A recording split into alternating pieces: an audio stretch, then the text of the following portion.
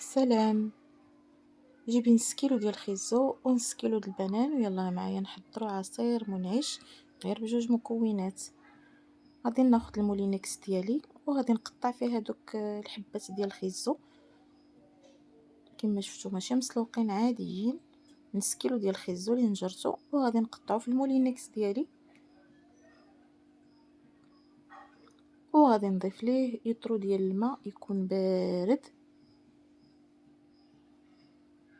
وغادي نطحن كلشي الماء وخيزو نطحنو مزيان تقريبا واحد 3 حتى 4 ديال الدقائق حتى يتطحن بشكل جيد. ومن بعد غادي ندوزو في الصفاي. بالنسبه لهاد الديشي ديال الخيزو ما تلوحوهش، تقدروا توجدوا به كيكه او دي كاب كيك، ما ترميوهش. غادي نحاول ما امكن انني ناخذ ديك العصاره ديال الخيزو والماء، نحيد هذاك دوك لي ديشي صافي. عاود نرجع المولينكس ديالي نكب فيه هذاك العصير ديال الجزر او خيزو وغادي نقطع فوقو دوك الحبيبات ديال البنان، نص كيلو كما قلت لكم ديال البنان.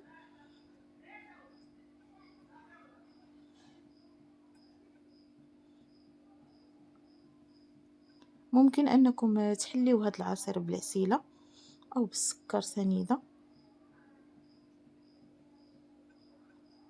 ولا عندكم حتى داك الحليب المكتف المحلى حتى هو ممكن انكم تحليو به العصير. غادي نضيف 3 ديال المعالق ديال السنيده كبار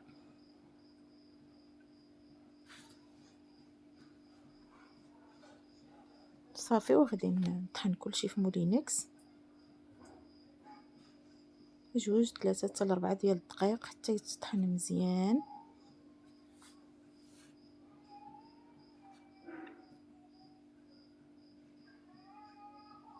صافي، ومن بعد ما تطحن العصير غادي ناخذ الكويسات ديالي ندير فيهم قطع ديال الثلج ونكب العصير ونشرب بالصحه والعافيه. تنتمنى انكم تجربوه، غادي يعجبكم. مكونات بسيطه وسهله، واخا خيزو هاد الايامات راه شويه طالع في الثمن، ولكن راه كيجي عصير منعش رائع. غير جربوه كما قلت لكم بجوج مكونات، ساهل بسيط ودغيا كيوجد. بارطاج ولايك الفيديو الى عجبكم. بسلامه.